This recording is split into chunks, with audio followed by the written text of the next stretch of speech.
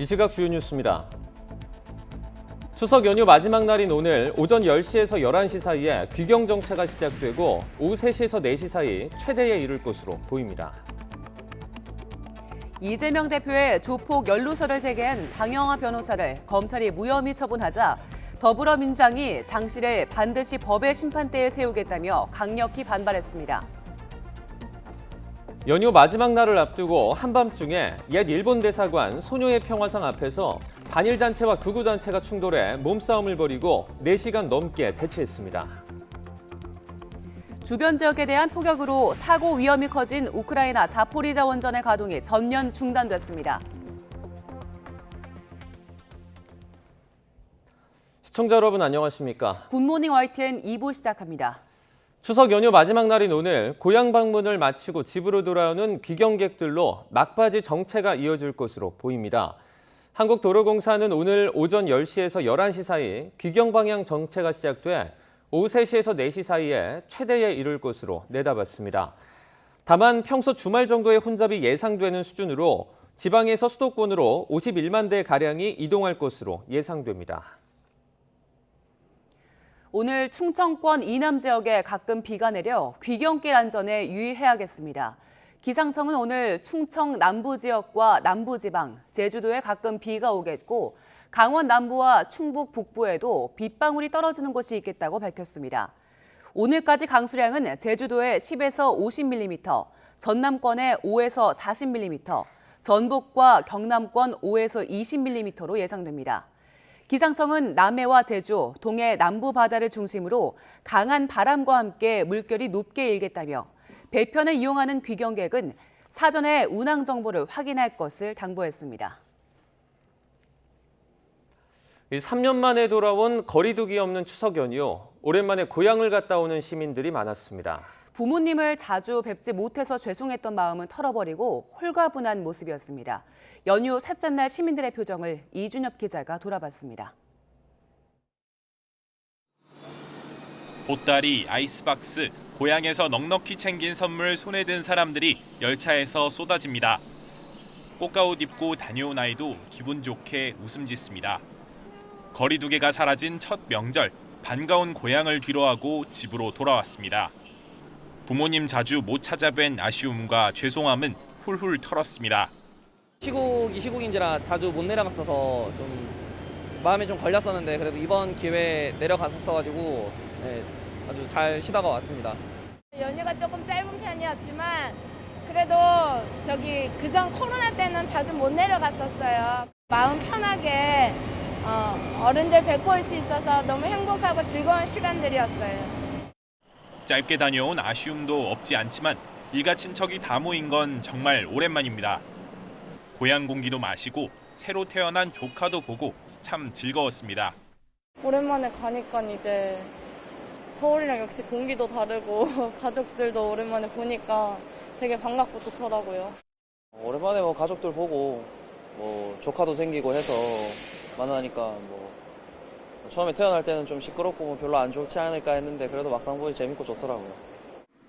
서해 섬들을 잇는 여객터미널은 귀경객들로 활기찼습니다. 잔잔한 바다를 헤치고 카페리가 들어오면 양손에 짐을 한가득 든 승객들이 내립니다. 애들 아빠가 지금 연평도에서 근무하고 있어가지고 같이 다녀왔고요. 평소에 저희가 면회하러 들어갈 때보다 많은 분들이 들어가셨고 고향 방문을 많이 하신 것 같아요, 이번에. 명절을 맞아 나들이 온 손님들도 북적였습니다. 할머니, 할아버지부터 손주까지 3대가 같이 코끼리 구경하며 감탄사를 내뱉습니다.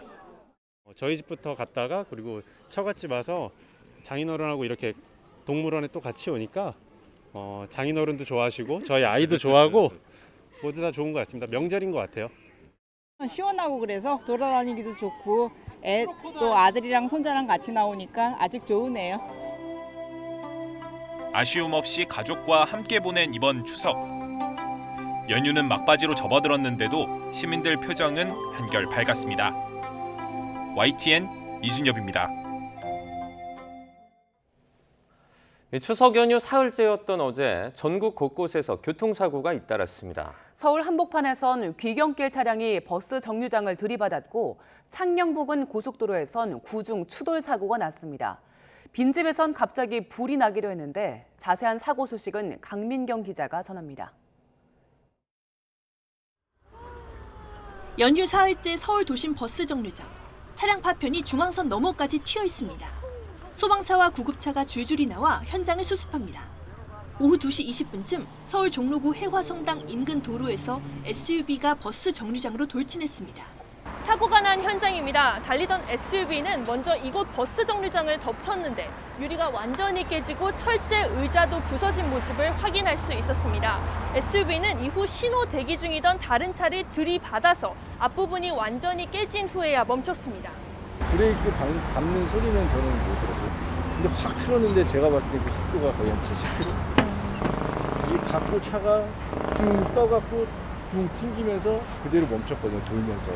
이 사고로 버스를 기다리던 일가족 3명이 유리 파편에 맞아 근처 병원으로 옮겨졌습니다. 차를 타고 있던 사람들까지 10명 넘게 다쳤습니다. 경찰은 추석 연휴를 보내고 귀가하던 중 브레이크에 이상이 생겼다는 사고 운전자의 진술을 토대로 정확한 경위를 조사하고 있습니다. 아파트 창밖으로 시커먼 연기와 불길이 끊임없이 솟아오르고 소방대원들은 진화 작업에 한창입니다. 오전 11시 반쯤 경기도 수원시 정자동 18층짜리 아파트 12층 빈집에서 갑자기 불이 났습니다. 이 불로 주민 30여 명이 급히 대피했고 2명은 구조됐습니다. 오후 2시 40분쯤엔 중부내륙 고속도로 창원 방향 창녕 나들목 근처에서 구중 추돌 사고가 났습니다. 이 사고로 차량 3대가 불에 탔지만 탑승자들은 무사히 탈출해서 크게 다친 사람은 없었습니다. 다만 사고 수습 과정에서 창원 방향 차로가 모두 막혀 고속도로 통행량이 가장 많은 시간 심각한 정체가 발생한 탓에 이용자들이 불편을 겪어야 했습니다. 비슷한 시간 북한산 백운대 인근에선 50대 여성이 등반하다가 발목을 다치는 사고가 발생해 구급대원들이 헬기를 띄워 여성을 구조했습니다. YTN 강민경입니다. 이어지 일본 대사관 앞에서 극우단체와 반일단체가 한밤중에 충돌했습니다. 신자유연대 회원 10여 명은 어젯밤 10시쯤 서울 수성동 평화의 소녀상 주변에서 정의기억연대 해체와 소녀상 철거 등을 요구하는 기습 집회를 열려고 시도했습니다. 이 과정에서 신자유연대 회원들은 소녀상을 지키는 반일행동 측과 몸싸움을 벌였고 일대가 아수라장이 됐습니다. 두 단체 간의 대치는 4시간 반 만에 끝났지만 반일단체는 이후에도 소녀상을 지키기 위한 시위를 한동안 이어나갔습니다. 경찰은 현장 체증과 소음 측정 자료를 바탕으로 두 단체 모두 집시법 위반 혐의가 있다고 보고 조사를 진행하고 있습니다. 추석 연휴가 끝난 직후 이준석 전 대표와 국민의힘이 다시 한번 법정에서 격돌합니다. 새 비대위 출범을 두고 이 전 대표가 잇따라 신청한 가처분 신문이 모레 진행될 예정인데 이틀 뒤엔 이 전 대표의 경찰 소환 조사도 이뤄져 이번 주가 당 내용의 분수령이 될 전망입니다. 정유진 기자입니다. 국민의힘 새 비상대책위를 이끌게 된 정진석 비대위원장은 연휴 동안 비대위원 인선에 주력하고 있습니다. 이번 추석 연휴 기간에 좀 고민을 하고 인선을 해서 연휴 끝난 직후에 좀 발표를 하려고 그렇게 하고 있습니다. 책임론 끝에 물러나기로 한 권성동 원내대표에 이어 국민의힘은 조만간 차기 원내사령탑도 선출해 지도부 공백 사태를 조속히 해소할 방침입니다. 하지만 이 같은 일정대로 순항하기 위해선 넘어야 할 고비가 있습니다. 추석 연휴 직후인 오는 14일 이준석 전 대표가 제기한 가처분 신문이 진행되기 때문입니다. 새 비대위를 출범하기 위해 당원을 개정한 지난 5일 전국위원회 개최와 정진석 비대위원장의 직무를 정지해달라면은 3, 4차 가처분 신청을 놓고 열띤 법정 공방이 오갈 전망입니다. 이준석 전 대표 측은 당이 비상 상황이 아니라고 판단한 첫 법원 가처분 결정을 당이 여전히 인정하고 있지 않다는 주장을 이미 지난 법원에서는 비대위는 무효고 그렇기 때문에 최고위 체제 그리고 거기에 따른 그 직무대행 체제로 돌아가라는 사실상의 이제 판단을 내린 것인데 그걸 그냥 국민의힘이 받아들이지 않았을 뿐이지. 국민의힘은 이 전 대표가 지난달 주호영 비대위 출범에 따라 공식 해임돼 현재 당대표가 아니기 때문에 가처분 신청 자격이 없다는 점을 강조할 것으로 보입니다. 법원은 합법성의 관점에서 절차적인 위법 여부만을 판단하는 것이 마땅합니다. 주호영 전 비대위원장의 직무를 정지한 첫 번째 가처분 결정은 신문 9일 뒤에 나왔는데 쟁점이 다소 복잡해진 만큼 이번엔 시간이 더 걸릴 수 있다는 관측도 나옵니다. 법원 판단에 따라 이 전 대표의 당내 복귀가 사실상 불가능해질 수도, 당이 더 큰 수렁에 빠질 수도 있어 한쪽의 치명상은 불가피합니다. 이 전 대표는 어제도 자신의 SNS에 당원 가입을 독려하는 글을 올리는 한편 포항 태풍 피해 현장을 찾아 자원봉사 활동을 한 사실을 공개하며 여론전을 이어가고 있습니다. 이와 함께 가처분 신문 이틀 뒤인 오는 16일엔 경찰이 성접대 의혹과 관련해 이 전 대표를 소환 조사할 예정이어서 이번 주가 국민의힘 내용 사태의 분수령이 될 것으로 보입니다. YTN 정유진입니다. 이재명 대표의 조폭 연루설을 제기한 장영하 변호사를 검찰이 무혐의 처분하자 더불어민주당은 반드시 법의 심판대에 세우겠다고 반발했습니다. 이 대표를 기소한 검찰의 공정성을 연일 쟁점화하는 건데 민주당은 동시에 김건희 특검법과 대통령실 국정조사를 쌍끌이 압박하도록 정부 여당에 대한 공세도 강화할 것으로 보입니다. 박기환 기자입니다. 지난해 대선 본선 레이스를 앞둔 경기도 국정감사에서 돈다발 사진과 함께 제기된 당시 이재명 지사의 조폭 연루설은 반나절 만에 가짜 폭로로 들통났습니다. 내가 사채업에서 돈 벌었다고, 렌트카 사채업을 통해서 돈 벌었다고 띄운 사진입니다. 저 사진이.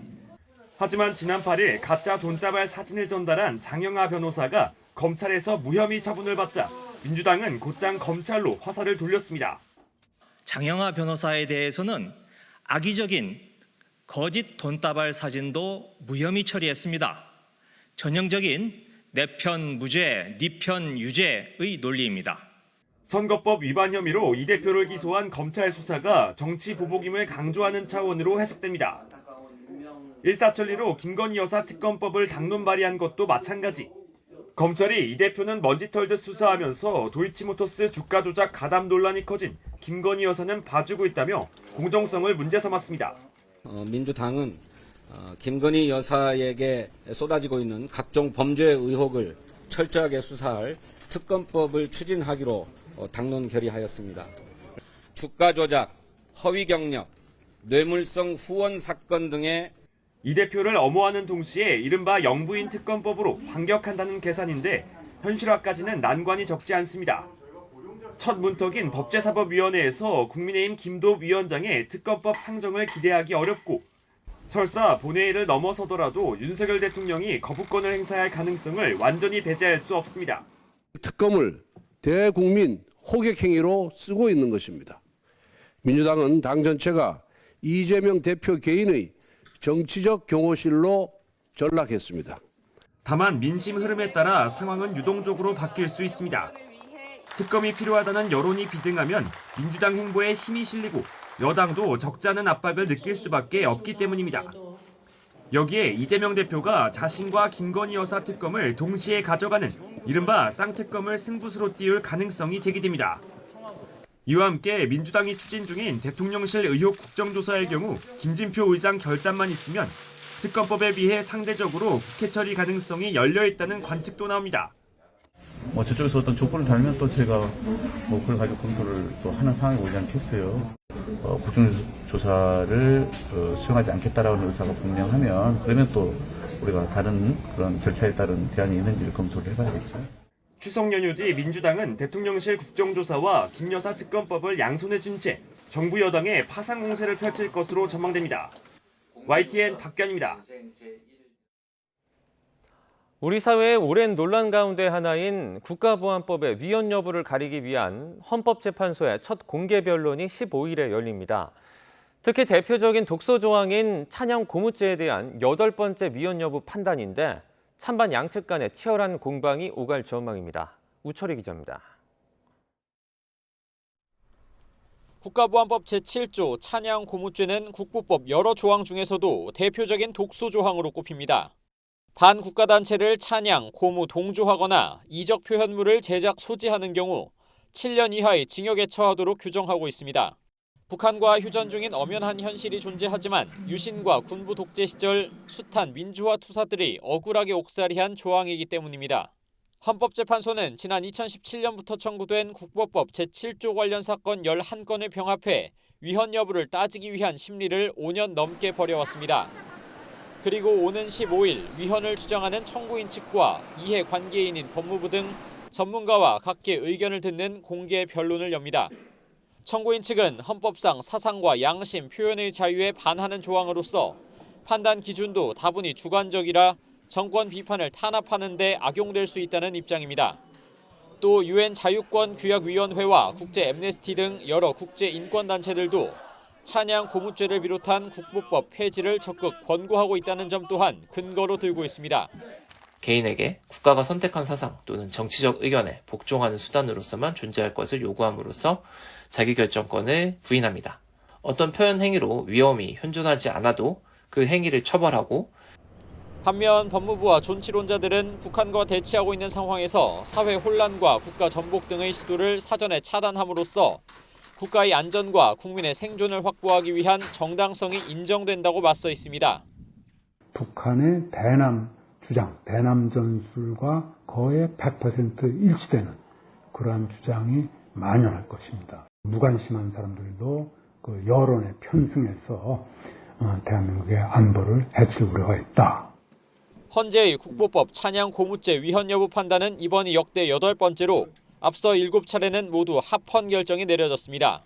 다만 가장 최근 결정인 지난 2018년 3월엔 이적 표현물 소지 행위 처벌이 과도한 규제에 해당한다는 이유로 재판관 5명이 위헌 의견을 냈습니다.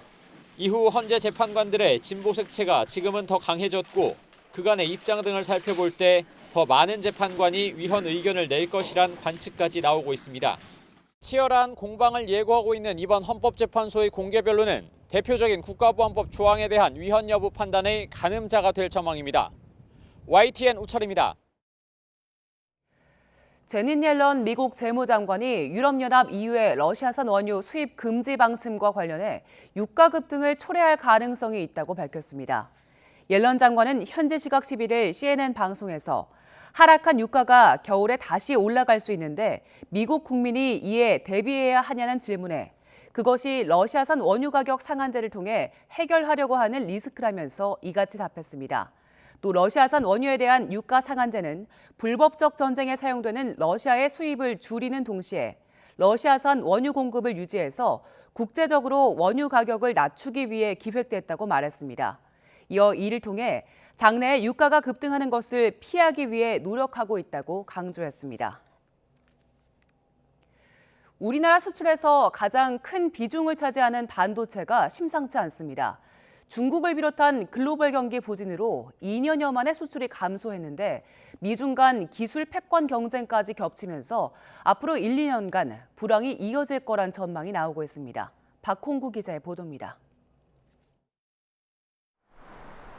미국의 중국 견제가 계속되고 있지만 애플은 지난달 신형 모델에 들어갈 메모리 반도체의 신규 공급처로 중국 기업을 택했습니다. 중국 반도체 굴기의 핵심 기업인 YMTC에서 낸드 플래시를 공급받기로 한 것입니다.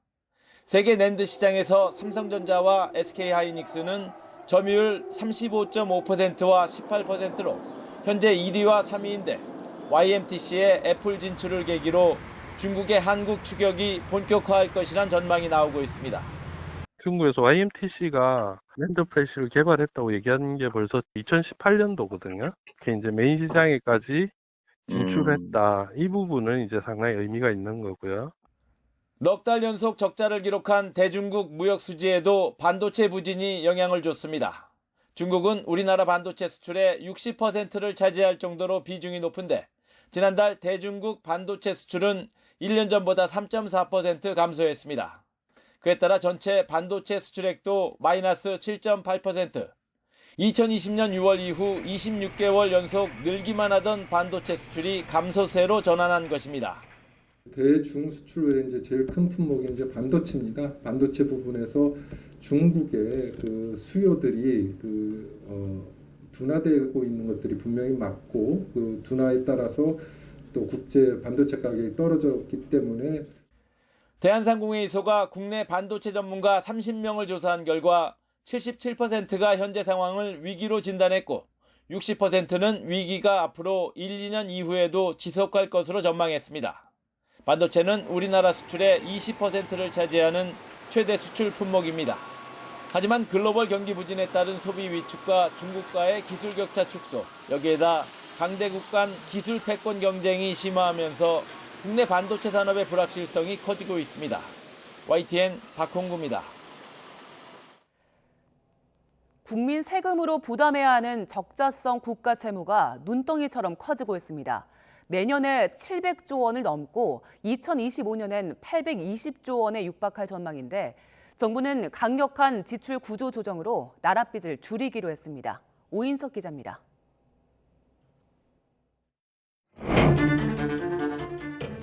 문재인 정부는 코로나19 위기 극복 등을 위해 확장 재정 정책을 펼치면서 대규모의 국고채를 발행했습니다. 특히 재작년과 지난해에는 국고채 발행 규모가 예년보다 70조 원 이상 증가했습니다. 이 과정에서 국민 세금으로 갚아야 하는 적자성 국가 채무도 크게 늘었는데 정부는 올해 680조 원을 넘고 내년엔 720조 원을 돌파할 것으로 전망하고 있습니다.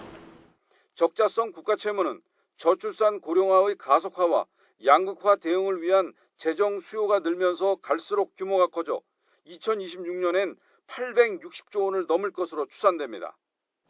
이에 따라 관련 이자 지출도 큰 폭으로 늘어 올해 19조 원에서 내년 23조, 2026년에는 30조 원이 넘는 이자 지출 비용이 발생할 것으로 예상됩니다. 그만큼 국민 세금 부담도 커질 수밖에 없습니다.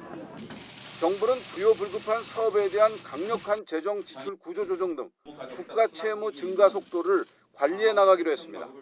정부부터 허리띠를 더욱 졸라매면서 강도 높은 구조 조정을 하겠습니다. 재정 준칙 법제화, 성과 관리 강화, 교육 교부금 개편 등 제도 개혁에도 박차를 가하겠습니다.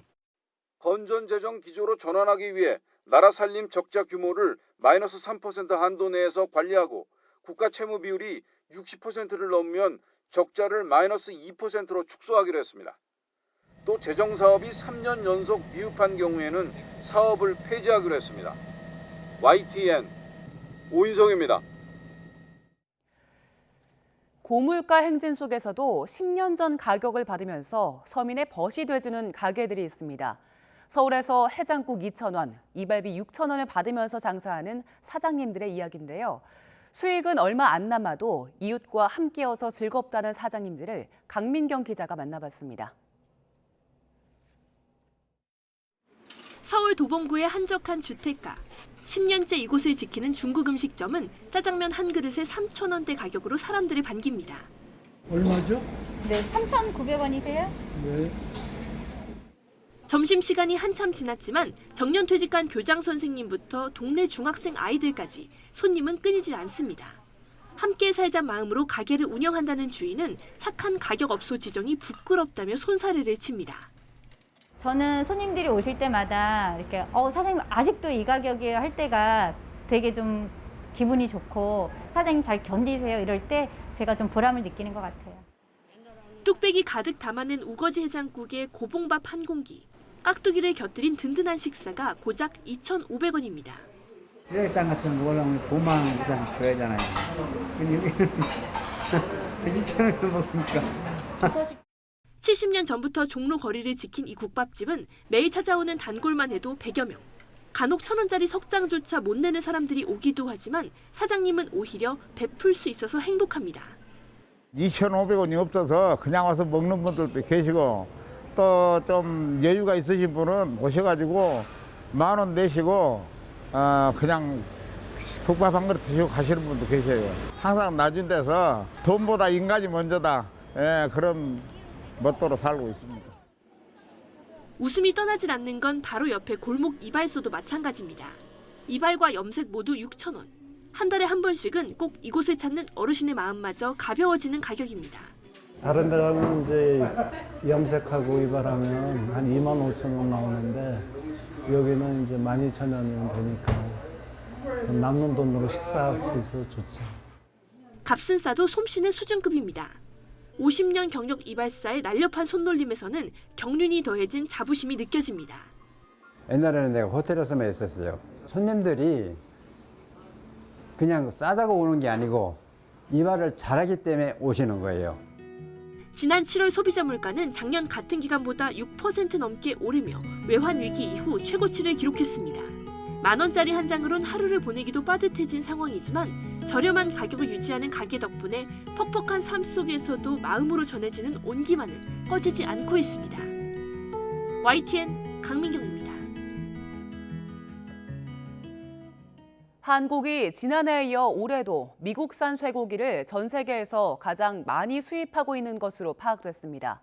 미국 농무부와 육류수출협회 자료를 보면 올해 들어 7월까지 한국의 미국산 쇠고기 수입량은 16만 7,874톤, 금액으로는 16억 9,033만 달러로 집계돼 양이나 금액 모두 전 세계에서 가장 많았습니다. 지난해 같은 기간보다 수입량은 4%, 금액은 33% 증가한 겁니다.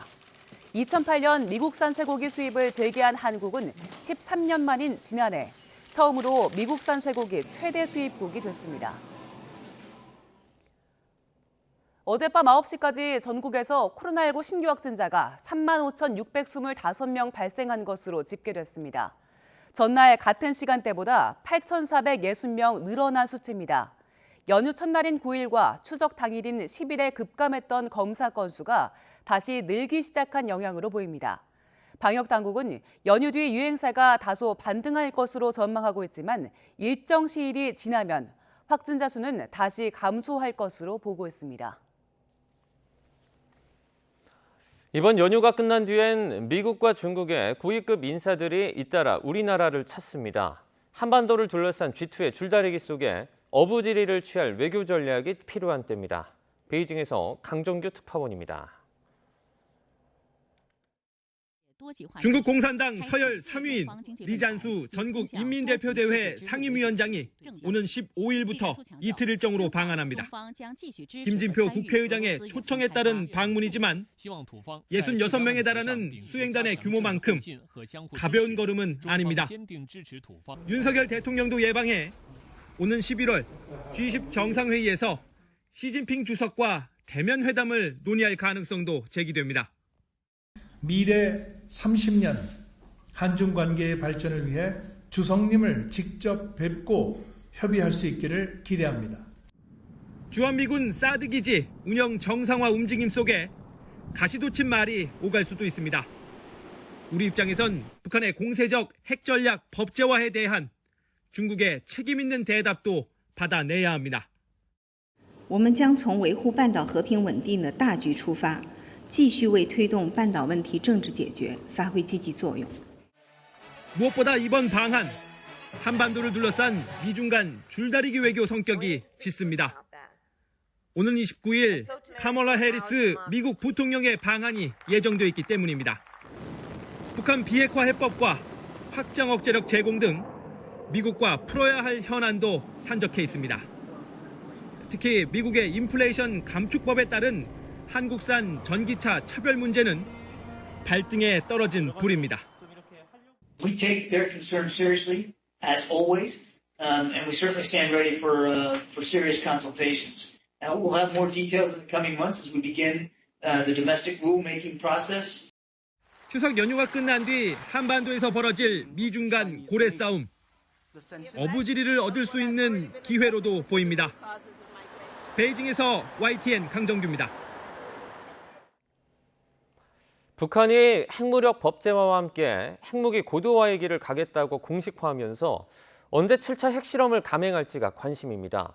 국제 정세 등을 살피며 시기를 조율할 것이란 관측인데 이런 가운데 북한의 추가 핵실험을 억제하기 위한 경고 메시지도 계속 나오고 있습니다. 한현희 기자입니다. 한미는 북한이 7차 핵실험을 위한 물리적 준비를 마무리했다고 밝혀왔습니다. 하지만 쉽게 행동에 나서지 않으면서 북한이 여러 변수를 고려하고 있는 것으로 관측됩니다. 다음 달 시진핑 주석의 3연임을 확정짓는 중국의 당대회가 11월엔 미국의 중간선거가 있습니다. 중국의 큰 행사를 전후해 핵실험을 하는 것이 북한으로서는 부담일 수 있습니다. 또 북핵 문제가 미국의 중간 선거에 큰 영향을 미치지 못하는 만큼 이를 전후에 핵실험을 감행하는 것도 실익이 없다는 평가입니다. 여기에 코로나19와 경제 등 북한의 내부 사정도 종합적으로 고려해야 합니다. 이런 일련의 작업을 본다면은 올해 하기는 사실상 어렵지 않겠는가. 그리고 내년이 된다고 하더라도 일정 부분 중국과 또 미국의 어떤 전략 경쟁 구도가 어떤 방식으로 진행되느냐에 따라서 결정의 시기가 상당 부분 또 변수화될 수 있거든요. 물론 소형화, 경량화라는 기술적 요구와 핵 보유국 인정이라는 정치적 필요에 따라 핵실험을 준비해온 만큼 더 미루지 않고 빠른 결단을 내릴 가능성 역시 여전히 열려 있습니다. 7차 핵실험이라는 것이 정치적인 목표도 분명히 있는 거기 때문에 자신들의 핵 개발에 하나의 방점을 찍고 가겠다라는 그런 의미가 있는 거거든요. 그래서 핵 보유국으로 사실상 인정받는 그런 수순으로 가겠다라는 의미로 생각한다면 오히려 빠른 게 좀 더 유리하겠죠. 이렇게 여러 관측이 나오지만 북한이 핵실험에 나선다면 언제를 최적의 시기로 꼽을지는 여전히 안개 속입니다. 북한은 지난달 러시아 전문가의 입을 빌려 핵실험을 하더라도 상대방이 원하고 기대하는 시기는 절대로 아닐 것이라고 밝히기도 했습니다. 북한이 당장의 핵실험 대신 미사일 시험 발사 등 상대적으로 저강도로 분류되는 무력 도발에는 조만간 나설 수 있다는 분석이 지배적입니다. 한미일 세 나라는 최근 하와이에서 열린 안보실장 회의에서 추가 핵실험에 강력 대응하겠다고 밝혔는데 북한이 핵실험에 나설 경우 전과 다른 제재 조치가 나올지 주목됩니다. YTN 한윤입니다. 북한이 김정은 국무위원장의 최고인민회의 시정연설에 대한 학습을 독려하고 나섰습니다. 노동당 기관지 노동신문은 김 위원장의 시정연설에 대한 학습을 실속 있게 진행해 그 진술을 정확히 파악해야 한다며 이번 연설을 국가발전 지침으로 여길 것을 촉구했습니다. 특히 국방 방위력 건설을 최우선시해 북한의 무장력을 더욱 불패하게 만드는 것이 김 위원장이 제시한 제1혁명 과업이며 이를 관철하는 데 총력을 쏟아야 한다고 강조했습니다. 앞서 김정은 위원장은 지난 8일 시정연설에서 절대로 먼저 핵을 포기하거나 비핵화할 일은 없을 것이며 핵무기 사용 조건 등을 담은 법령도 채택했다고 밝혔습니다. 북한 김정은 국무위원장의 대외 활동 현장을 수행하는 새로운 의전 담당 인물이 또 포착됐습니다. 조선중앙TV 화면을 보면 지난 8일 평양 만수대 기술계에서 열린 북한 정권 수립 74주년 경축 행사장에 김 위원장을 수행하는 신원 미상의 여성이 카메라에 잡혔습니다. 그동안 김 위원장 의전은 최측근인 현성월이 도맡아왔지만 올해 초부터는 새로운 의전 인력이 역할을 분담하는 모습이 연이어 포착되고 있습니다. 주변 지역에 대한 포격으로 사고 위험이 커진 우크라이나 자포리자 원전의 가동이 전면 중단됐습니다. 원자로를 안전 상태인 냉온 정지 상태로 돌리려는 것인데 냉각 장치를 가동할 외부 전력이 포격으로 또 끊길 경우 원자로가 가열돼 방사성 물질이 누출될 위험은 여전히 남아 있습니다. 이동원 기자입니다. 우크라이나 원전회사 에네르고 아톰은 현지 시간 11일 텔레그램을 통해 발표한 성명에서 자포리자 원전의 가동이 전면 중단됐다고 밝혔습니다. 6개의 자포리자 원자로 가운데 마지막까지 가동하던 6호기의 가동을 중단하고 원자로를 안전한 상태인 냉온 정지로 돌리기 위한 작업이 진행 중이라고 전했습니다. 이를 위해 지난 8일 폭격으로 끊겼던 예비 전력 공급선을 전날 오후 늦게 복구했습니다. 원자로의 냉각 장치를 돌리기 위해 외부 전력이 필요하기 때문입니다. 앞서 자포리자 원전을 둘러본 국제원자력기구 IAEA도 자포리자 원전의 가동이 현실적으로 지속 가능하지 않다고 밝혔습니다. This has significantly increased the risk of a nuclear accident. Let me be clear. The shelling around Zaporizhzhia nuclear power plant must stop. 그러나 원전 가동 중단으로 이번 위기가 끝난 것은 아닙니다. 원자로를 식히기 위해 냉각 장치를 계속 돌릴 외부 전력이 필요한데 폭격 등으로 어렵게 복구한 예비 전력 공급선이 다시 끊기면 문제가 심각해집니다. 원자로가 과열돼 노심이 녹아내리면 방사성 물질이 대규모로 방출될 수 있습니다. 비상수단으로 원전단지 내 디젤 발전기를 돌릴 수 있지만 10일간 사용할 수 있는 연료밖에 남아있지 않습니다. 에네르고아톰은 최악의 상황을 막기 위해 자포리자 원전 주변을 비무장 지대로 만들 것을 거듭 촉구했습니다. YTN 이동원입니다. 윤석열 대통령이 케냐 신임 대통령 취임식에 경축 특사단을 파견합니다. 윤 대통령은 오는 13일에 열리는 윌리엄 루토 케냐 대통령 취임식에 정병국 전 의원을 단장으로 하고 김재경 전 의원과 장성민 대통령실 미래전략기획관을 포함한 경축 특사단을 보냅니다. 윤 대통령은 특사단을 통해 루토 신임 대통령에게 축하 인사와 함께 전통적인 우호 관계를 위해 협력하길 희망한다는 친서를 전달할 예정입니다.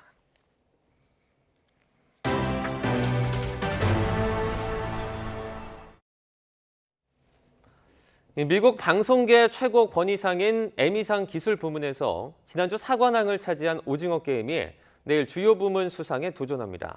주요 부문에는 작품상과 나무주연상 등 6개 부문의 후보로 올라 있는데 수상할 경우 비영어권 작품의 에미상 최초 역사를 쓰게 됩니다. 홍상희 기자입니다.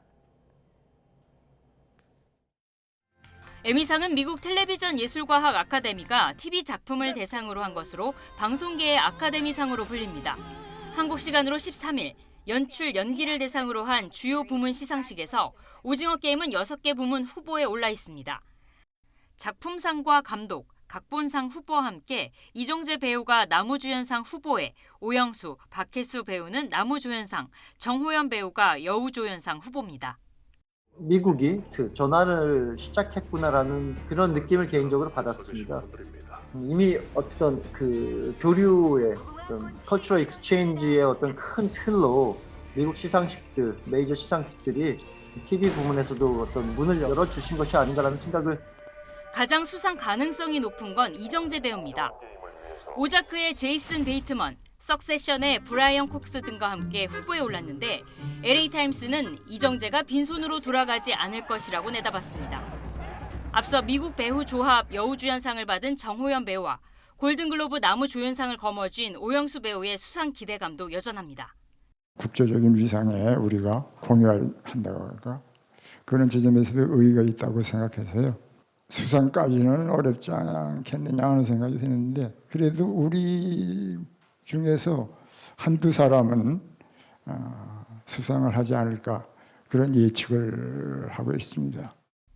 앞서 열린 에미상 기술 부문 시상식에서 게스트상과 특수효과, 미술, 스턴트 퍼포먼스상 등 4개의 트로피를 달성하면서 오징어 게임은 기술적 완성도도 인정받았습니다.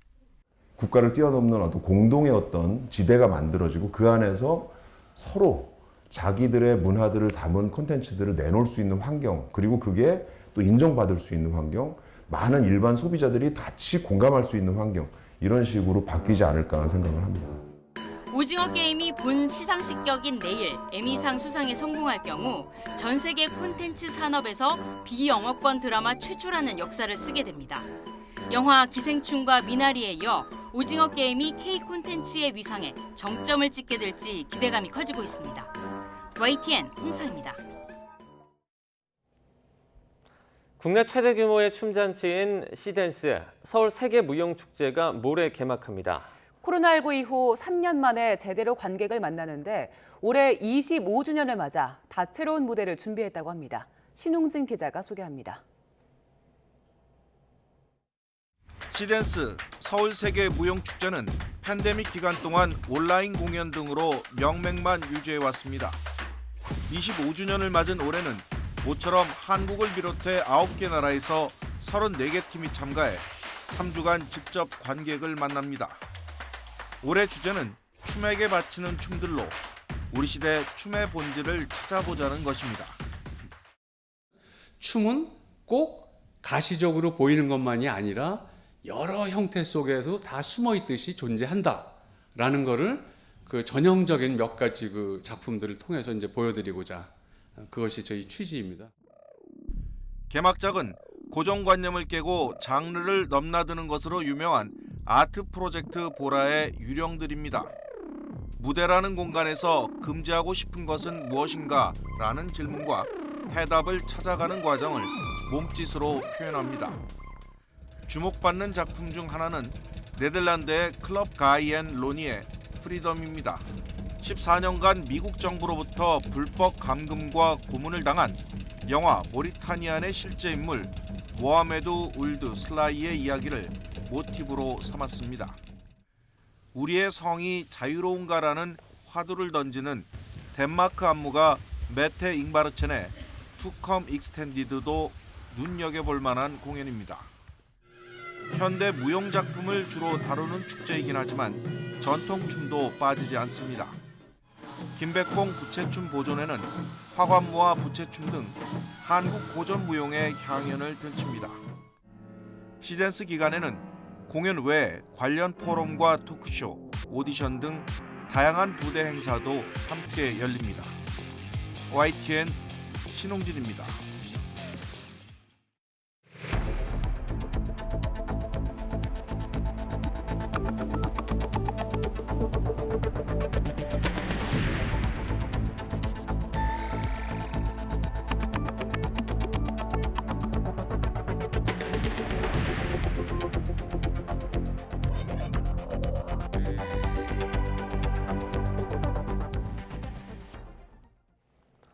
연휴 마지막 날을 앞두고 한밤중 옛 일본 대사관 앞에서 극우단체와 반일단체가 충돌했습니다. 양측은 몸싸움까지 하다 4시간이 넘게 대치했는데 왜 그랬는지 황윤태 기자가 현장에 다녀왔습니다. 옛 일본 대사관 앞에서 수십 명이 뒤엉켜 있고 경찰 수십 명이 이를 에워싸고 있습니다. 소리 높여 싸우는 사람들끼리 격한 몸싸움까지 벌어집니다. 반일단체와 보수단체가 소녀상 앞에서 집회 순서를 두고 충돌한 건 어젯밤 10시쯤.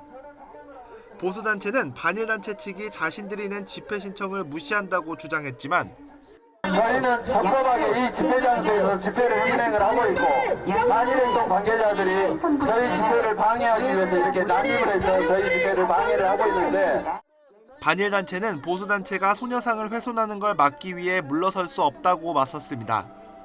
저자들은 소녀상 자체를 역사를 왜곡하고 흉물이라고 철거를 주장한 자들입니다. 저런 자들이 어떻게 소녀상 옆에서 집회를 하도록 냅둘 수 있습니까?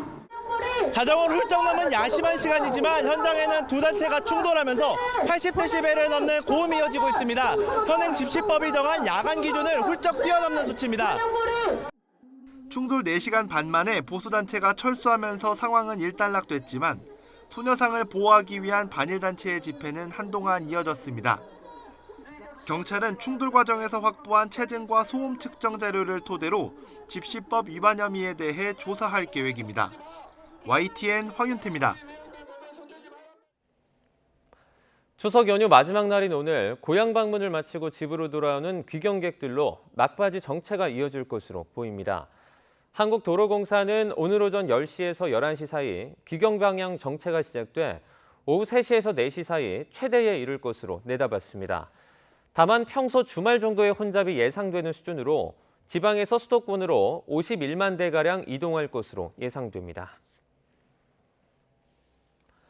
어제 오후 2시 반쯤 서울 해화동 해화성당 인근에서 SUV가 버스 정류장과 신호대기 중이던 승용차를 잇따라 들이받았습니다. 이 사고로 정류장에 있던 어린아이를 포함한 일가족 3명과 차량 운전자, 탑승자를 비롯한 11명이 다쳐 병원으로 옮겨졌습니다. 사고 운전자는 경찰 조사에서 추석 연휴를 보내고 집으로 돌아가던 도중 브레이크에 이상이 생겨 사고가 났다고 진술한 것으로 알려졌습니다. 고속도로 휴게소에서 승용차가 사람들이 쉬고 있던 야외 테이블로 돌진하는 사고가 발생했습니다. 어제 오전 10시쯤 강원도 원주시 문막읍 영동고속도로 강릉 방향 문막 휴게소에서 70대 A씨가 몰던 소나타 승용차가 카페 앞 테이블로 돌진했습니다. 이 사고로 테이블에 앉아있던 휴게소 이용객 40대 여성 B씨와 10대 C양이 타박상을 입어 병원으로 이송됐습니다. 어제 오후 2시 40분쯤 경남 창녕군 대지면 중부 내륙고속도로 창원 방향 창녕 나들목 근처에서 승용차 구중 추돌 사고가 났습니다. 이 사고로 차량 석 대가 모두 불에 탔고 탑승자는 모두 탈출해 중상자는 없는 것으로 알려졌습니다. 부상자 이송과 차량 견인 등 사고 수습이 오후 4시 50분쯤 마무리됐지만 차량이 고속도로로 계속 몰리면서 사고 지점 부근 3km가량이 이후에도 정체를 빚었습니다. 코로나19의 물가 상승까지 겹치면서 지난 몇 년은 취약계층에게 더 쓰라린 시간이었습니다. 그만큼 장애인과 노인 등의 취업을 돕는 사회적 기업의 역할이 더 주목을 받고 있는데요. 명절을 앞두고 다양한 사람들이 함께 모여서 꾸려가는 사회적 기업의 모습을 박정현 기자가 담아봤습니다.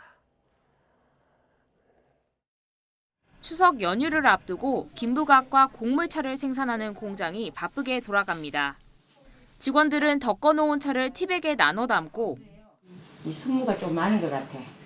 그냥 순무가 네. 튀김 부각도 정성껏 포장합니다. 인근 마을에 사는 75살 김성심 할머니는 이 공장의 어엿한 직원입니다. 적지 않은 나이지만 야무지고 재빠른 손놀림만은 젊은 사람 못지 않습니다. 일주일에 20시간 정도 일하고 할머니가 받는 돈은 한 달에 90만 원 남짓. 덕분에 명절에 집을 찾아온 손주들에게 줄 용돈도 벌써 두둑히 마련했습니다. 우리 나이 먹어서 쓸 때도 안 쓸 텐데 가르쳐주고 배우고 하면서 하고 돈은 벌어서 손자 손녀들한테 돈 올 때마다 마누라도 좀 좋아해요.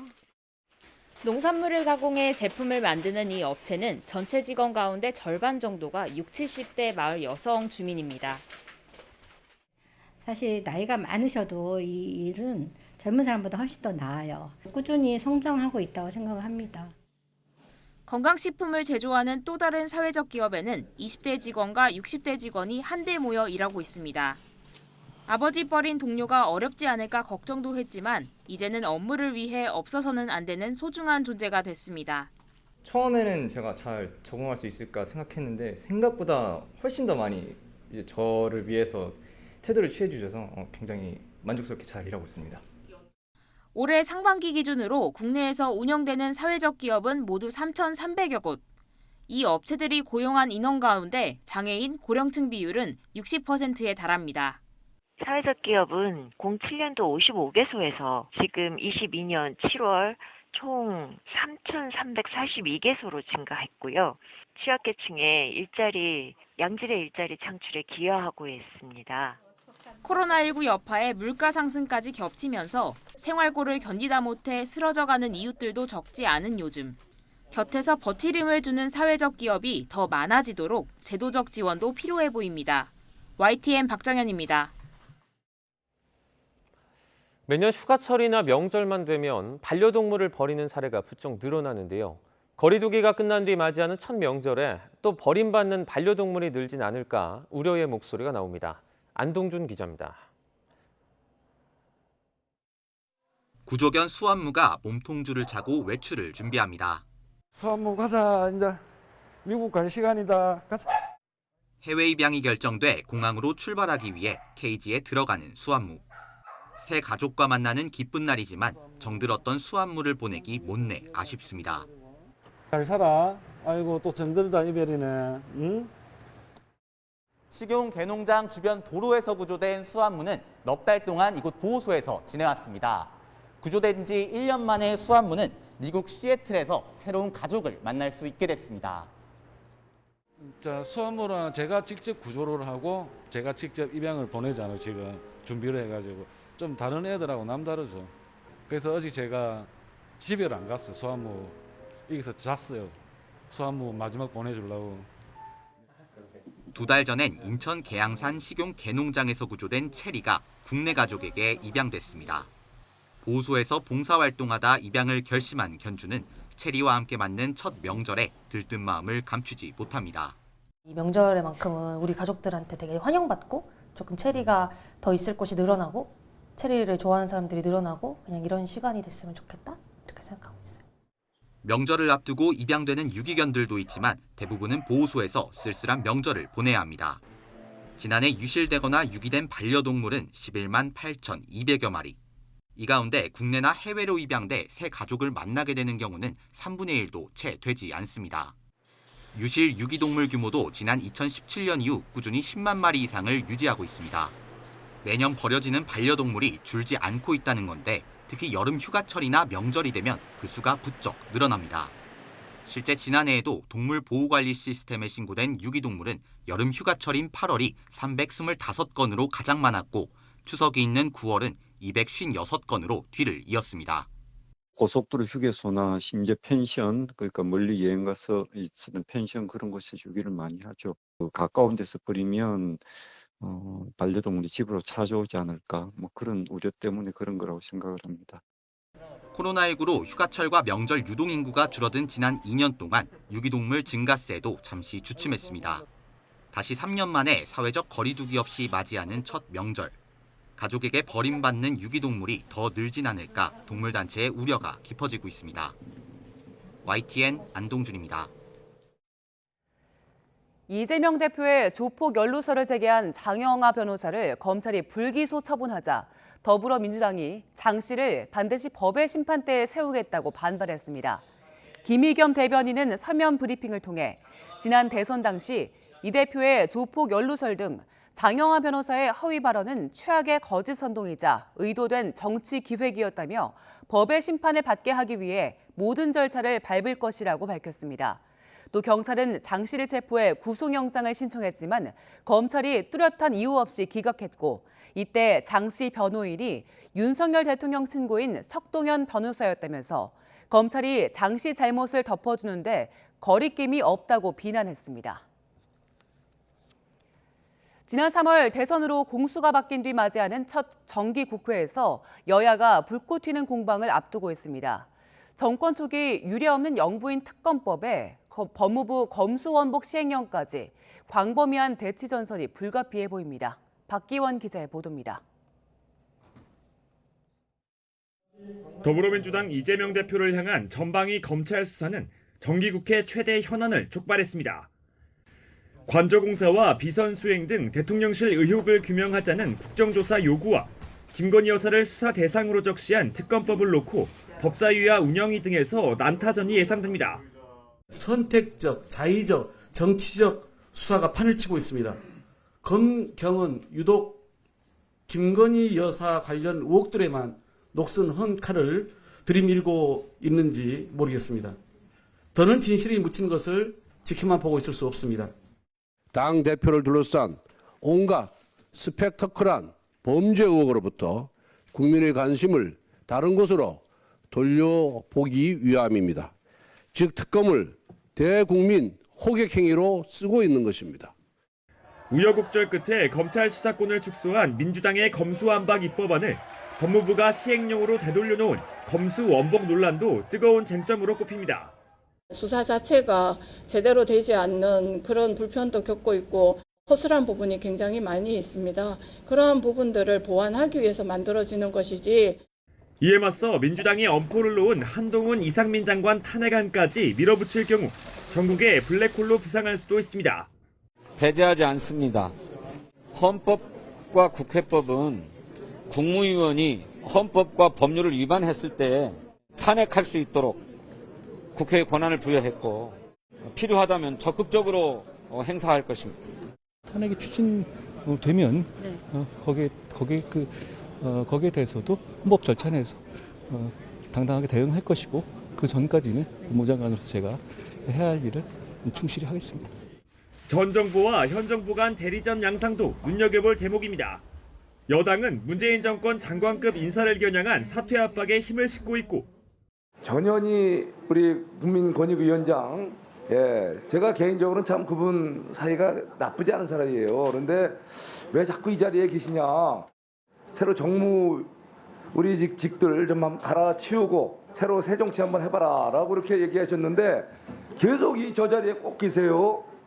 야당은 대통령실 이전 비용 축소와 사적 채용 의혹 등을 놓고 공세 수위를 높이고 있습니다.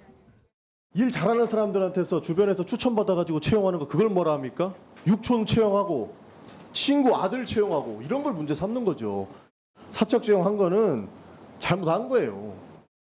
또 행정안전부의 경찰국 설치와 공영방송 지배구조 개선법 등 여야 대치 전선은 모든 분야에 걸쳐 있습니다.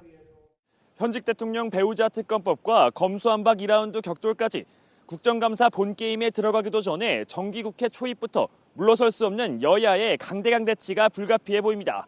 YTN 박견입니다. 이른바 촉법 소년 중 가장 어린 나이대인 만 10살부터 11살까지의 범죄가 최근 2배 넘게 급증한 것으로 나타났습니다. 국민의힘 김용판 의원이 경찰청에서 받은 자료를 보면 소년부에 송치된 만 10살 이상 14살 미만의 촉법 소년 중 10살부터 11살에 해당하는 아이들은 2018년 1,013명에서 지난해 2,197명으로 늘었습니다. 전체 촉법소년 범죄도 2018년 7,300여 건에서 2021년 1,900여 건으로 증가 추세를 보였습니다. 촉법소년이 저지르는 범죄는 절도가 전체 범죄의 절반을 웃돌며 가장 많았고 폭력과 강간, 추행 등이 뒤를 이었습니다. 어젯밤 9시까지 전국에서 코로나19 확진자가 35,625명 발생한 것으로 집계됐습니다. 전날 같은 시간대보다 8,460명 늘어난 수치입니다. 연휴 첫날인 9일과 추석 당일인 10일에 급감했던 검사 건수가 다시 늘기 시작한 영향으로 보입니다. 방역당국은 연휴 뒤 유행세가 다소 반등할 것으로 전망하고 있지만 일정 시일이 지나면 확진자 수가 다시 감소할 것으로 보고 있습니다.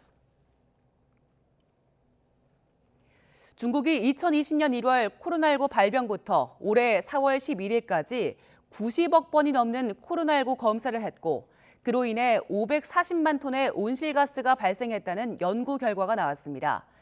지난 2일 과학저널 환경과학과 기술에 발표된 논문 코로나19 PCR 검사의 잠재적 환경적 영향에는 중국에서 PCR 검사가 한 번 이뤄질 때마다 612.9g의 온실가스가 배출된다는 주장이 담겼습니다.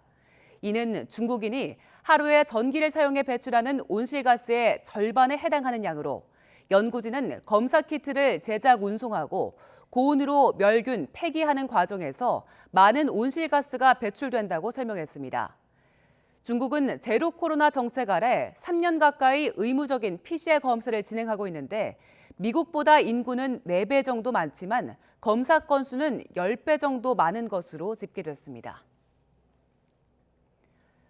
호주 시장을 겨냥해 개발된 장갑차 레드백의 최종 수출 성사 여부가 이르면 이번 달 말에 결정될 전망입니다. 폴란드에서 시작된 K방산 수출 열풍이 호주에서도 이어질 수 있을지 주목됩니다. 신준명 기자입니다. 호주 육군의 요구에 맞춰 개발된 최신 보병 전투 장갑차 레드백입니다. 전장 8m에 최고 수준의 장갑까지 둘러 중량이 42톤에 달하지만 최대 시속 70km의 민첩한 기동을 자랑합니다. 여기에 전차와도 싸울 수 있는 대전차 미사일과 30mm 기관포를 탑재하고 날아오는 미사일을 격추하는 능동 방어 시스템까지 갖춰 탑승 보병들의 생존성을 극대화했습니다. 호주는 국산 레드백과 독일 라인메탈의 링스 장갑차를 차세대 장갑차 사업의 최종 후보로 선정했는데 이르면 이번 달 말 우선 협상자를 선정할 것으로 전망됩니다. 레드백이 선정될 경우 460여 대, 최소 50억 달러 규모의 수출이 성사될 것으로 예상됩니다. 호주 측 예상은 9월 중에 우선 협상 대상자가 선정될 것으로 판단이 되며 이렇게 된다 그러면은 저희들이 약 460대 정도의 레드백을 호주에 수출할 수 있을 것으로 판단을 하고 있습니다. 지난해 하나디펜스가 호주와 최대 1조 900억 원 규모의 K9 자주포 수출 계약을 맺은 점과 리처드 말스 호주 부총리 겸 국방장관의 지역구인 질롱시에 K9 현지 생산 공장을 짓고 있다는 점은 레드백 수출 가능성을 높이는 요인으로 꼽힙니다. 반면 독일도 이미 호주 현지 공장을 세우고 차륜형 장갑차 박서를 생산해 납품하고 있어 경쟁력을 갖추고 있습니다. 군 관계자는 레드백과 독일의 링스는 50대 50의 싸움이라 마지막까지 결과를 예단하기 어렵다며 신중한 입장을 밝혔습니다. 최근 폴란드에서 K2와 K9 등 최소 10조 원 규모의 수출을 성사시킨 K방산, 호주 레드백과 함께 노르웨이의 K2 전차, 말레이시아의 FA-50 경공격기 수출까지 성사된다면 현재 세계 무기 수출 시장 점유율 8위인 우리나라가 영국과 이탈리아, 독일 등 전통적인 방산 강국들을 제치고 5위권에 진입할 수 있을 것으로 전망됩니다. YTN 신준명입니다. 북한이 연일 애국심과 충성을 주문하며 청년층의 사상 무장을 강조하고 있습니다. 북한판 MZ세대로 성장한 청년들이 김정은 체제를 흔드는 뇌관이 될 수 있기 때문인데 앞으로 어떤 변화로 이어질지 주목됩니다. 조수연 기자의 보도입니다. 북한은 지난달 28일 청년절을 맞아 자본주의와의 대결에서 승리해야 한다며 청년들의 사상무장을 강조했습니다. 또 다양한 현장에서 헌신하는 청년들을 치켜세우며 김정은 국무위원장에 대한 충성을 독려했습니다. 우리 당 영도에 끝없이 충실하는 것이 청년운동의 생명이라는 천리를 심장 깊이 새기고 경의하는 정비서 동지와 사상도 숨결도 발걸음도 함께 해온 우리의 청춘들. 북한에서는 지금의 청년들을 장마당 세대로 부릅니다. 배급보다는 직접 장에 나가 경제활동을 경험해온 만큼 이전 세대보다 국가 의존도가 낮고 새로운 문화에 유연하게 반응할 수 있다는 게 특징으로 거론됩니다.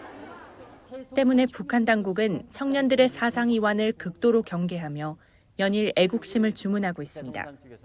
경제적인 어려움, 코로나19 상황이 겹치니까 내부의 불안정 요인이 커지고 그 젊은 세대의 동요가 적지 않게 있었습니다.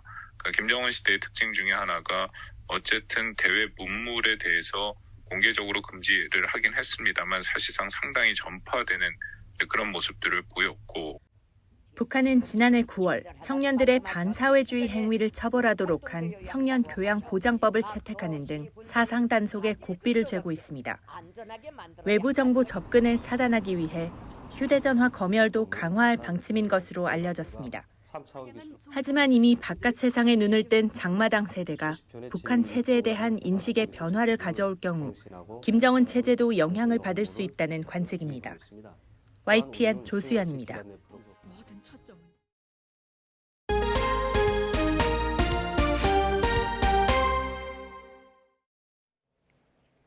층간소음 문제가 강력 사건으로까지 이어지자 정부가 사후 확인제 같은 대책을 내놨습니다. 건설사들도 앞다퉈 층간소음 줄이기 경쟁에 나서고 있습니다. 최기성 기자가 취재했습니다.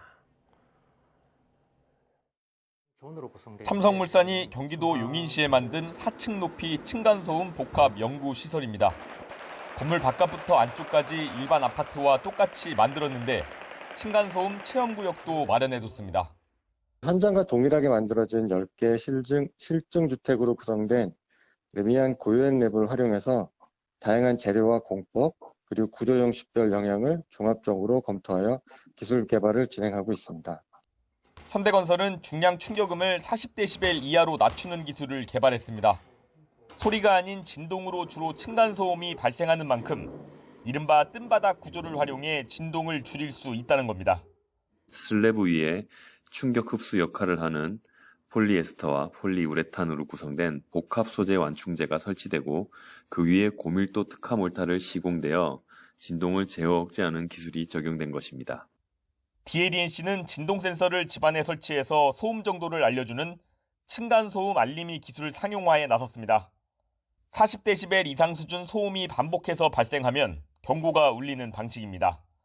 아이들이나 어른들이 이제 발망치 소음을 발생할 경우에 그 진동 데이터를 얘가 계측을 해서 일정 레벨 이상이 발생하면 알람을 메시지를 줍니다. 층간소음을 발생을 좀 덜 하게 유도하는 시스템입니다. 포스코건설은 층간소음 증폭 현상을 방지할 수 있는 바닥재를 자체 개발해 특허를 출원했습니다. 공준정 모듈판은 그 중량 충격음 저감을 위해서 그 낮은 주파수의 소음을 차단하는 효과가 있습니다.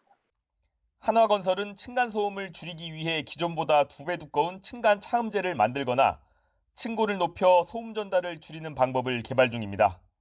2017년 2만 2천여 건이던 관련 상담 건수가 지난해 4만 6천여 건으로 2배 이상 증가할 정도로 층간소음 분쟁은 증가세입니다. 정부도 관련 대책을 잇따라 내놓으면서 건설사들의 기술 개발 경쟁은 더욱 치열해질 것으로 보입니다. 정부의 대책 발표로 민간의 책임이 커지면서 다양한 층간소음 저감 기술 개발로 주택 수요를 견인하는 특화 설계의 하나로 자리매김할 것으로 보입니다. 다만 품질 개선으로 인한 비용 부담이 분양가 상승으로 소비자에게 전가될 가능성도 배제할 수 없습니다. YTN 최기성입니다. 폐플라스틱이나 폐비닐에서 석유를 추출하는 사업이 본격화하고 있습니다. 쓰레기가 자원이 되는 시대가 성큼 다가오고 있습니다. 최명신 기자입니다. 폐비닐을 잘게 잘라 기계에 넣어주면 4,500도로 가열된 반응기에서 열분해가 일어납니다. 기름에서 비닐을 뽑아내는 과정을 거꾸로 돌리는 셈인데 기체로 변한 기름을 식히면 중진류와 경진류를 얻을 수 있습니다. 국내 석유화학업계가 폐비닐이나 플라스틱을 화학적으로 재활용하는 열분해 기술 개발에 속도를 내고 있습니다.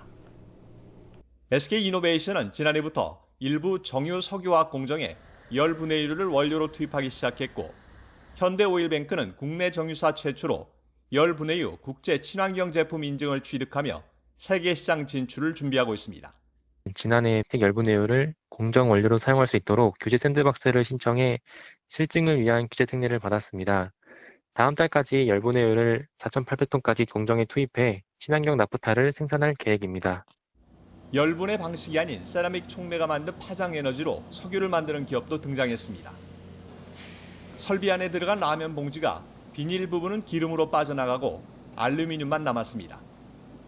열을 가하는 대신 전자레인지처럼 탄소 분자의 고리를 끊어 기름을 추출하는 방식입니다. 기술력을 인정받아 세계 20여 개 나라에서 특허를 받았고 영국엔 수출 계약도 마쳤습니다. 비연소 시설로서 자체 개발한 파장 에너지를 통해서 비닐 플라스틱의 분자 구조를 끊어내는 친환경적인 방식으로 처리가 되기 때문에 처리 과정상에서 연소가 일어나지 않기 때문에 쓰레기도 소중한 자원으로 거듭나는 시대. 재활용은 이제 선택이 아닌 필수가 되고 있습니다. YTN 최명신입니다. 하늘을 나는 택시 같은 미래 교통수단을 만들기 위해 서로 다른 성격의 기업끼리 합종 연횡을 활발하게 진행하고 있습니다. 개발에 여러 산업의 최첨단 기술이 필요하고 미래시장 선점에도 유리하기 때문으로 풀이됩니다. 이승윤 기자입니다. 언뜻 보면 자동차 같지만 하늘을 나는 6인승 미래항공 교통수단입니다. 지금 한창 개발 중인데 다양한 업체가 참여했습니다. 현대자동차 그룹 주도로 인공위성을 운용하는 KT는 항공교통에 필요한 6G 통신 네트워크를 제공합니다.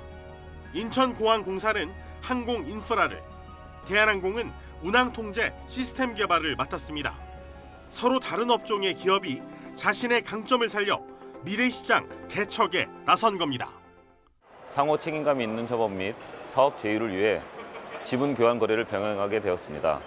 이를 통해 고객에게 최적화된 커넥티카 서비스를 제공하고 이에 맞서 SK텔레콤과 한화시스템 등은 컨소시엄을 구성해 4개의 엔진을 단 수직 이착륙기를 개발하고 있습니다.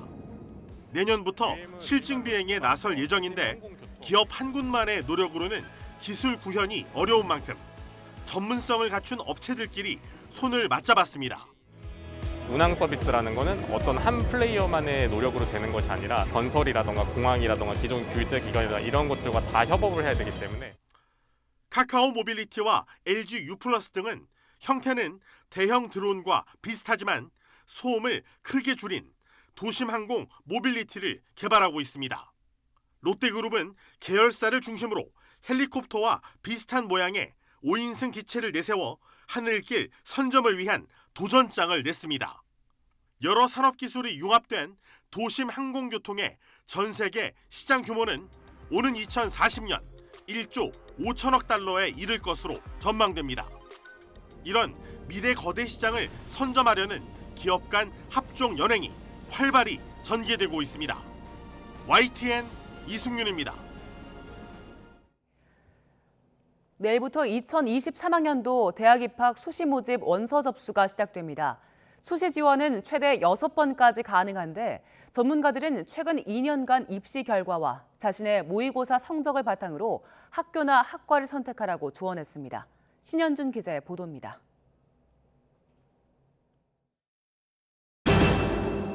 수시 지원을 할 때는 학생부 성적, 즉 내신보다 모의고사 성적을 우선 고려해야 합니다.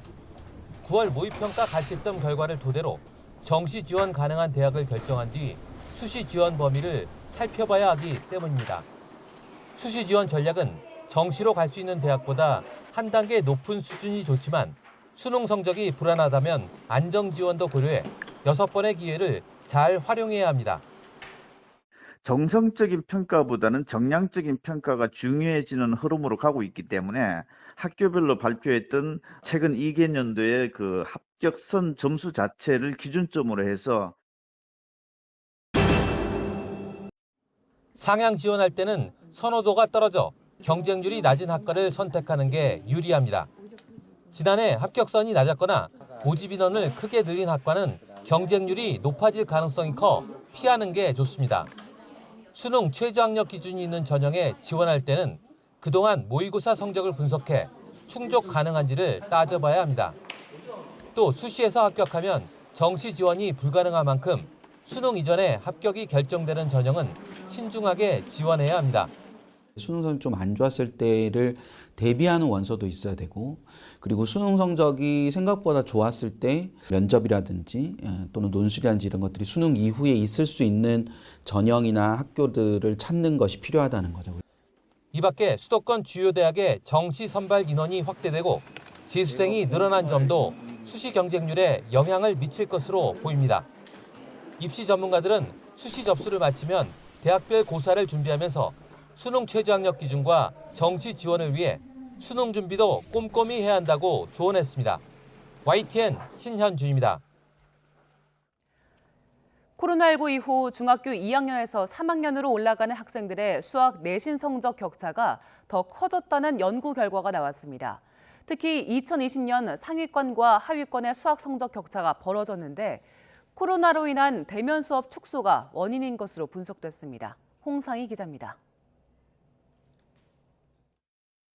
코로나19 확산으로 교육부는 지난 2020년 4월 사상 처음으로 온라인 개학을 결단했습니다.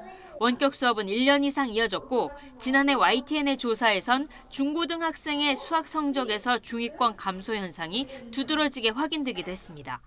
고등학교의 66%, 중학교에서는 76%에서 중위권이 줄어 수학 성적의 양극화가 더 심해졌습니다.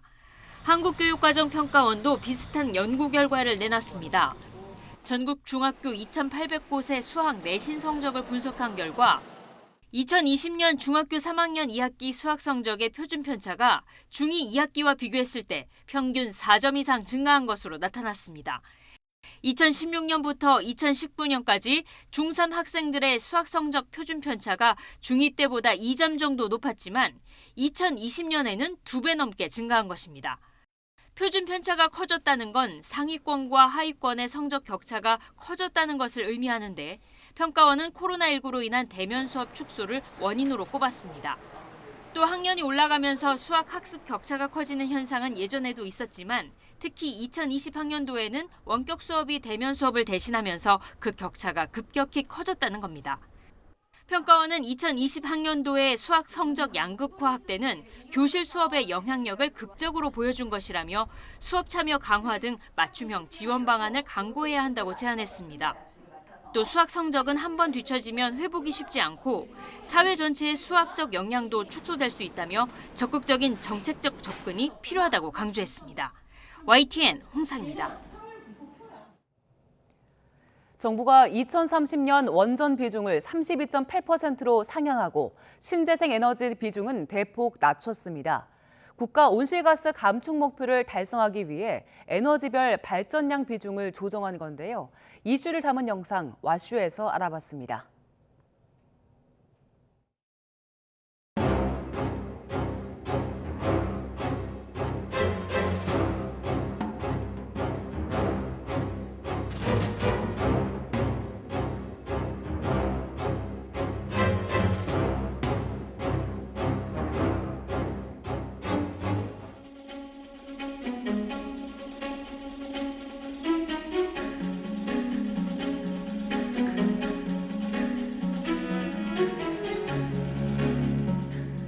(2030년) 원전 비중을 확대하고 신재생 에너지는 합리적 보고 목표를 반영하여 실현 가능성이 높은 온실가스 감축 방안을 검토하였습니다.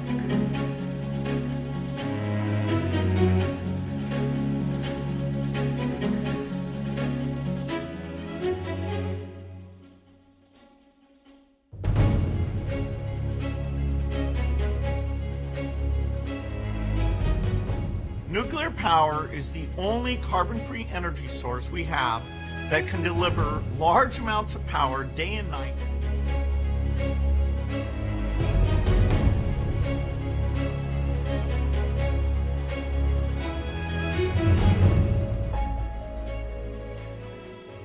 그동안 5년 동안 사업이 없었기 때문에 이제 돈줄이 말라 있었다라고 생각을 하는데 결국은 이 사업을 통해서 어떤 다른 사업의 마중물이 되지 않겠는가 하는.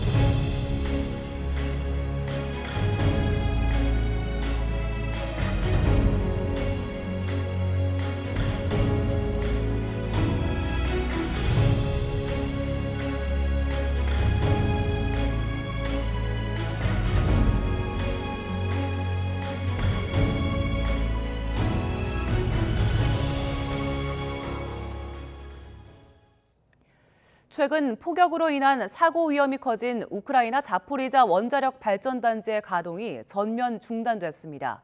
우크라이나 국영 원전 운영사 에네르고 아톰은 현지 시각 11일 텔레그램을 통해 발표한 성명에서 자포리자 원전에서 가동 중이던 마지막 원자로인 6호기의 가동을 중단하고 안전한 상태인 냉온 정지를 위한 작업을 진행하고 있다고 설명했습니다. 에네르고 아톰은 이를 위해 폭격으로 끊긴 예비 전력 공급선을 전날 복구했습니다. 앞서 국제원자력기구 IAEA는 원전에 대한 전력이 제대로 공급되지 않을 경우 자포리자 원전의 가동이 현실적으로 지속 가능하지 않다는 입장을 밝혔습니다. 조 바이든 미국 대통령은 9.11 테러 21주년을 맞아 미국 국민을 보호하기 위해 필요한 조치를 하는데 결코 주저하지 않을 것이라고 말했습니다. 바이든 대통령은 현지 시각 11일 워싱턴 DC 인근 국방부 건물 앞에서 열린 추모 행사에서 테러리스트의 활동을 지속해서 감시하고 차단할 것이라면서 이같이 밝혔습니다. 또 결코 잊거나 포기하지 않을 것이고 미국에 해를 끼치려는 사람들로부터 스스로 방어하고 미국 국민을 공격한 책임이 있는 사람들을 상대로 정의를 실현하려는 미국 국민의 결의는 결코 달라지지 않았다고 말했습니다.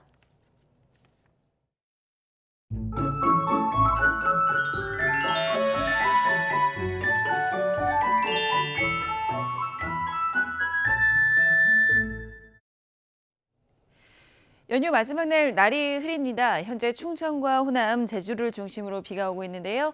내일까지 제주도에 최고 70mm, 전남이 10에서 50, 충청과 그 밖의 남부를 중심으로 5에서 20mm가 예상됩니다.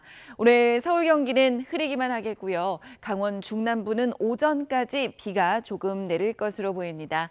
낮 기온 살펴봅니다. 비가 내리지 않는 중북부를 중심으로는 덥습니다. 서울과 춘천이 28도가 예상되고 충청과 남부지방은 비가 내리면서 청주가 26도, 대전과 대구는 25도로 예상됩니다. 태풍 무이파는 지금 진로라면 중국 칭다오를 향하겠는데요. 따라서 우리나라에 직접 영향은 없을 것으로 보입니다. 이번 주 흐린 날이 많겠고요. 30도 안팎의 늦더위는 계속될 전망입니다. 날씨였습니다. 오늘 굿모닝 YTN은 여기까지입니다. 잠시 후 뉴스와이드가 이어집니다. 시청해주신 여러분 고맙습니다.